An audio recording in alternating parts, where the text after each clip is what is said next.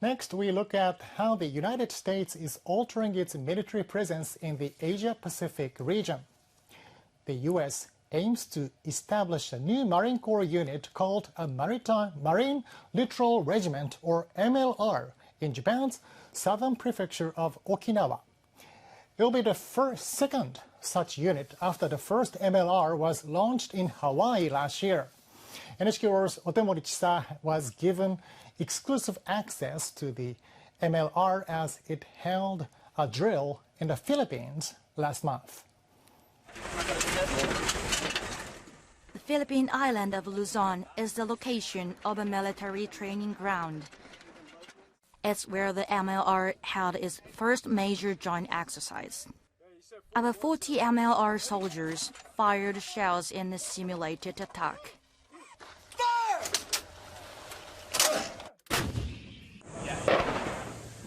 Roughly 130 troops are scattered around the area, divided into groups of dozens.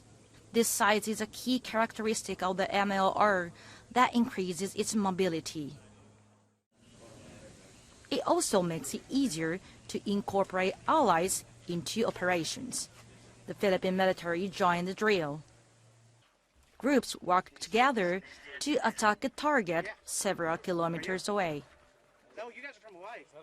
The exercise is believed to be based on the scenario of troops deployed across small islands simultaneously attacking enemies from multiple locations. The officer in charge stressed the importance of working with allies.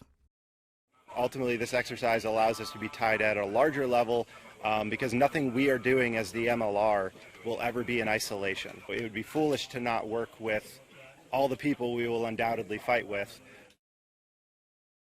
Behind the U.S. Marine Corps' decision to deploy the MLR is China's growing military presence. In recent years, Beijing has been building up its missiles and forces in the region.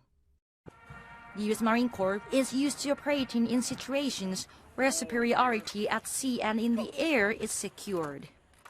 This new strategy employs island hopping to operate in contested environments that can be reached by enemy missiles. The MLR is the core of that strategy. The first unit is in Hawaii, and the second one will be deployed in Okinawa by 2025.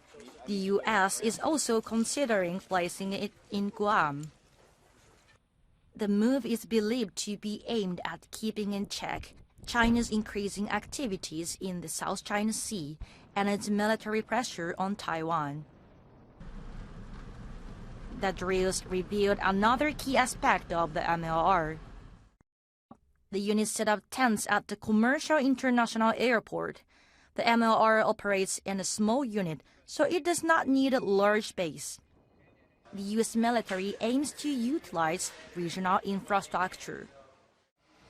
In the Philippines, the number of bases that the U.S. military can use has increased this year from 5 to 9. This airport is one of the facilities. The Lalo Airport itself is strategic for many reasons. The northern Luzon area is as well. And then this actually ended up providing a great training area that we could work on some of our jungle skills, our patrolling packages in coordination with the Filipino Marine Corps, who know this area very well. We are joined by Otemori Chisa, who covered the story. Chisa, welcome to the studio. Thank you. We can get an idea from the drills how the MLR will carry out operations in unison with its allies and use private facilities. Would it operate the same way in Okinawa? We don't know the exact details, but Japan's self-defense forces plan to work closely with the MLR and conduct joint drills on Japan's southwestern Nansei Islands. In recent years, self-defense force facilities have been opened one after another on the Okinawan islands of Yonaguni, Ishigaki, and Miyako. An expert on Japan-U.S. security says the facilities could serve as tactical bases for the MLR.